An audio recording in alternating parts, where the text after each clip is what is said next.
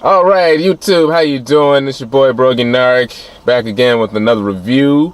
Today I'm talking about BlackkKlansman, directed by Spike Lee. This movie was amazing. It's really good. And I don't even want to say it's really good. It's phenomenal. Phenomenal. The acting is amazing. The script is great. The actors are fantastic in this.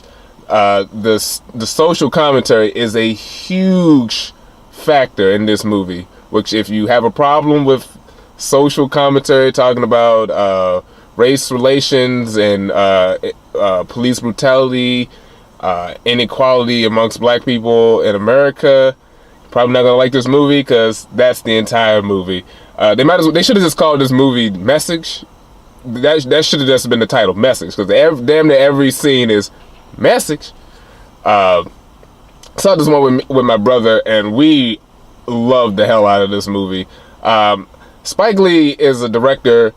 I really enjoy Spike Lee. I haven't seen all of his movies, and I think the last new movie of his I saw was Miracle at Santa Ana. So more his recent films like Chirac and a few other smaller films he released I haven't seen. But he was on fire with this one. He was straight fire. He was laser focused. There was no other sub story that kind of comes in throughout the movie.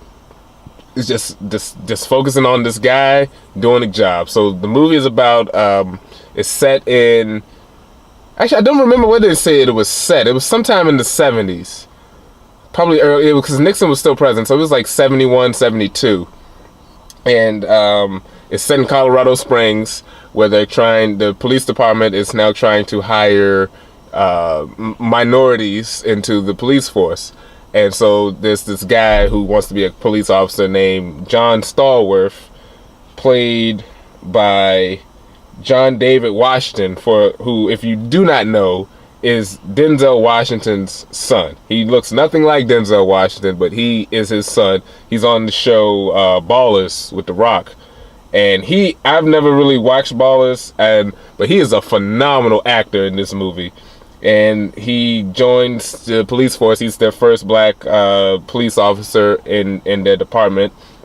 And basically, of course, him being the token hire, they put him in a small role. He works in the office, the records office, and he basically is just standing there getting records and giving them out to the police. And eventually he gets tired of that. He's like, my skills can be used somewhere else. So he wanted to go into undercover work, and they didn't think it was that necessary. But then there's a local college group, the Black Students Union, who gets Stokely Carmichael to come there to do a speech. So of course, when Black Radical is coming into town, they're like, hey, we can get this black guy to go undercover to get some information for us. He does that, and he meets another character, and he does a good enough job where they're like, okay, we'll pick you in intelligence.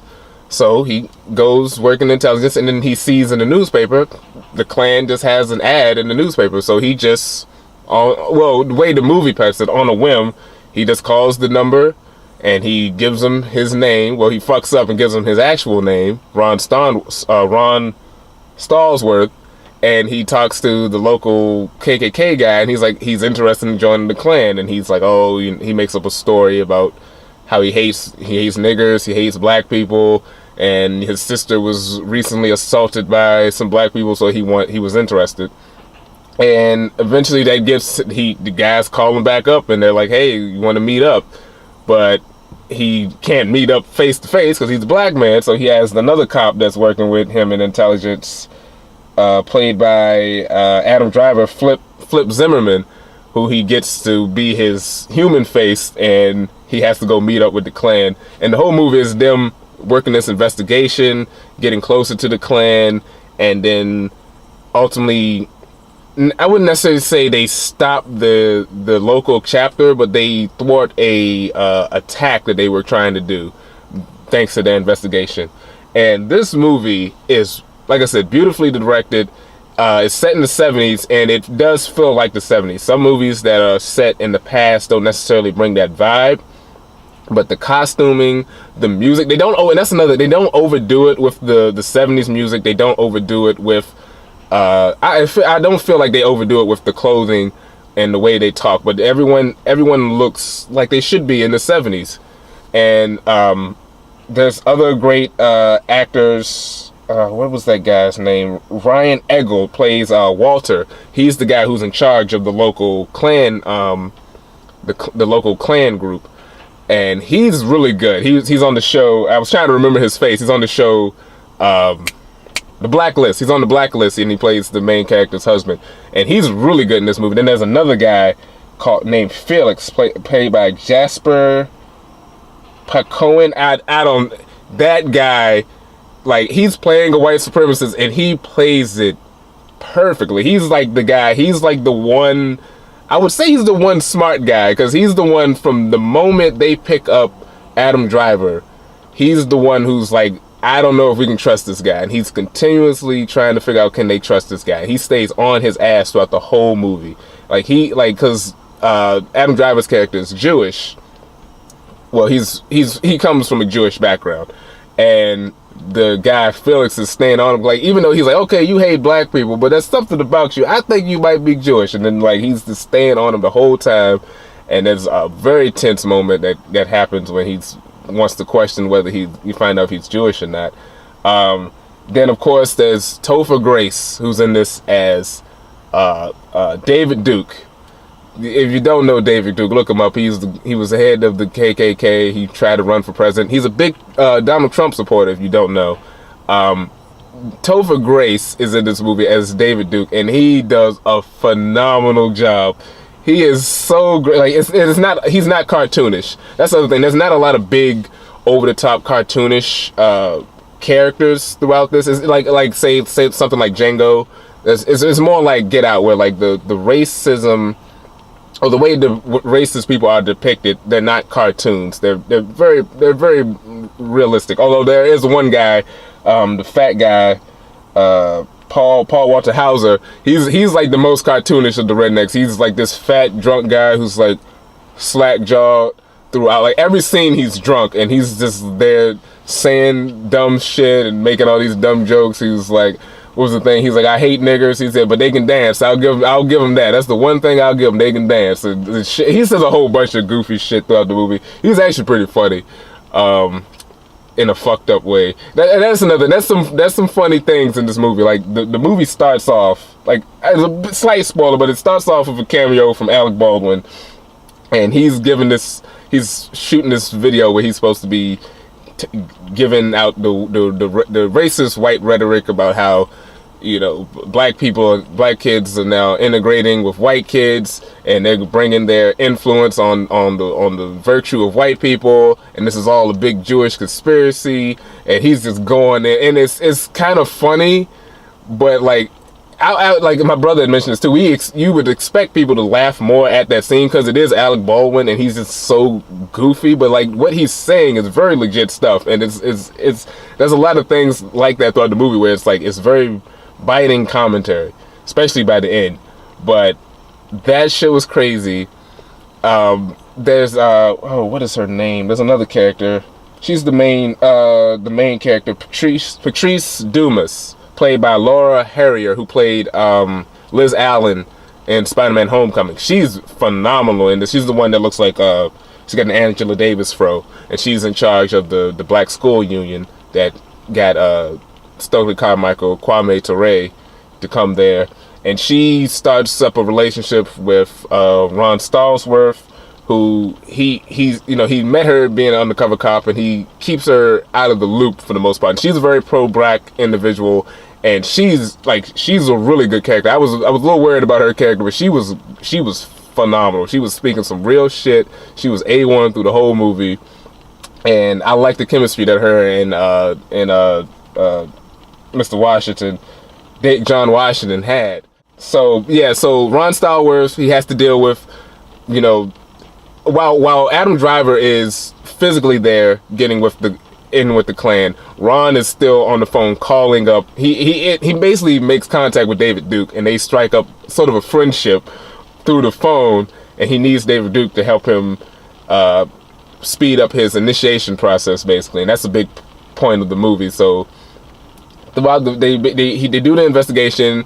Then there's a plot with some of the Klansmen that they want to do an attack, and through their investigation, they stop the attack, and they basically save the day. There's a lot of strong, like I said, lot of strong racial commentary that is certain moments of, to me and my brother, we didn't find it too intense, but if you're there, you might find it very intense, and you probably won't be able to sit through it, but it's really good.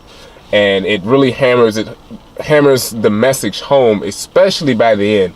Like, the ending is very much throughout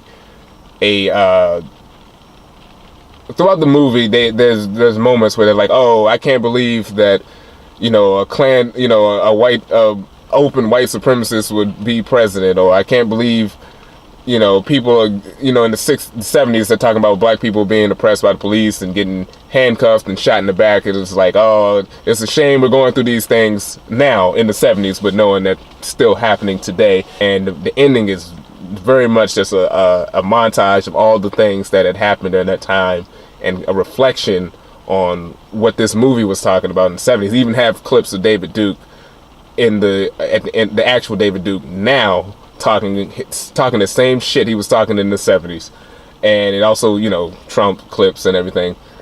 And that was probably the most tense moment, because the theater was dead silent when that was going on.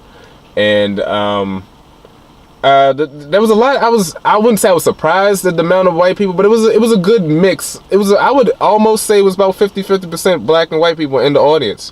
And there was no major outrage. I heard, everybody was either quiet or they were getting along and watching the movie. But I know me and my brother, there was some moments where me and my brother was like the only people laughing. There was one moment where there was a scene where they're at the meeting, and the guy, when Felix was trying to figure out if Adam Driver was Jewish or not, and Walter, who was the head of the thing, he was like, okay, he's like, I want to know if you're a Jew or not. And then Walter said, okay, you need to stop. You're being offensive. And that made me laugh so hard. That's the idea of a white supremacist being mad at someone for being offensive. That shit. I don't know if that joke went over everybody's head, but I was the only one in the theater who laughed my ass off at that. That shit was hilarious. You do get there's a few Spike Lee tropes, or at least two main ones I caught. There's that Italian guy, I can't remember that actor's name, that's always pops up. He always pops up in a Spike Lee movie. Nicholas Turturro, John Turturro's brother. Yeah, he pops up. He was awesome. And then we also get the floating shot with people floating down walkways. That was great. And it happens in the movie, and when it happens, it's so badass. There's also, I don't know if I should say this or not, but there's also a very powerful cameo from Harry Belafonte in this movie, where he's telling a story, and I don't know if it's a real story. I'm assuming it is a real story about a black kid who was mentally challenged, who was killed and lynched by a white mob, and that was a very powerful moment, and it's like counterbalanced to a scene where they're doing a Klansman initiation, and it's shooting back and forth between those scenes, and that was a very powerful moment. There's another actress, I have to give her some props. Ashley Atkinson, she plays Felix's wife.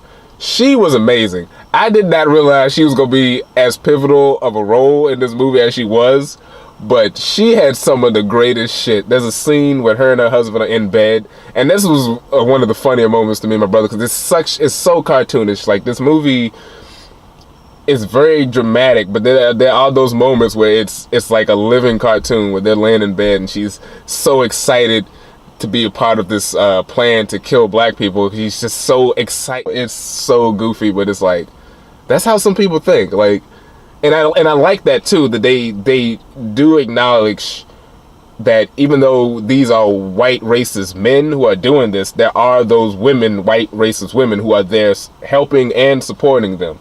They may be not too far in the forefront, but they are there, and I like subtle stuff like that this movie had.